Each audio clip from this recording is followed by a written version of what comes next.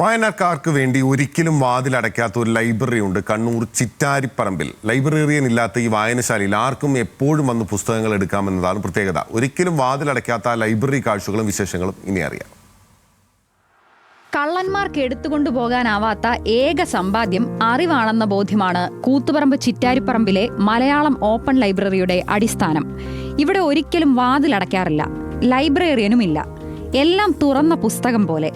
2022 ജനുവരി 2 പ്രവർത്തനം ആരംഭിച്ചത്. സംസ്കൃത സർവകലാശാല പയ്യന്നൂർ പ്രാദേശിക കേന്ദ്രത്തിലെ മലയാളം വിഭാഗം അധ്യാപകനും പ്രൊഫസറുമായി വിരമിച്ച ഡോക്ടർ കുമാരൻ വയലേരിയുടേതായിരുന്നു ആശയം. 700 പുസ്തകങ്ങളുമായാണ് പ്രവർത്തനം തുടങ്ങിയത്. ഇപ്പോൾ 2500ഓളം പുസ്തകങ്ങളുണ്ട്. പ്രത്യേക വരിസംഖ്യയൊന്നും ഈടാക്കാറില്ല. പുസ്തകം കൊണ്ടുപോകുമ്പോൾ രജിസ്റ്ററിൽ പേര് വിവരങ്ങൾ എഴുതണമെന്നും സമയപരിധിക്കുള്ളിൽ വായിച്ച് തിരിച്ചെത്തിക്കണമെന്നും നിബന്ധനയുണ്ട്. മാസത്തിൽ 200-ലധികം ആളുകൾ പുസ്തകമെടുക്കാൻ ഇവിടെ എത്തുന്നുണ്ട്.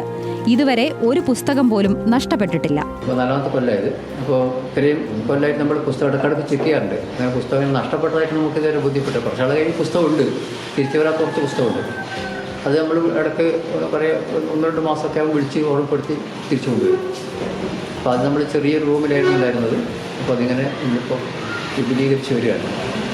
പിന്നെ അപ്പോൾ ഇതിന് ഒരു വളരെ പ്രധാനപ്പെട്ട സന്തോഷകരമായ ഒരു കാര്യം എന്ന് പറഞ്ഞാൽ നാട്ടുകാരുടെ വലിയൊരു സപ്പോർട്ടാണ് ഇതിൻ്റെ വലിയൊരു കാര്യം. പുസ്തകങ്ങൾക്ക് പുറമെ ലൈബ്രറി ഹാൾ നിറയെ മഹാരഥന്മാരുടെ ചിത്രങ്ങളും ഒരുക്കിയിട്ടുണ്ട്. കലാസാംസ്കാരിക സാമൂഹ്യ പ്രവർത്തനങ്ങളിലും മലയാളം ഓപ്പൺ ലൈബ്രറി സജീവമാണ്.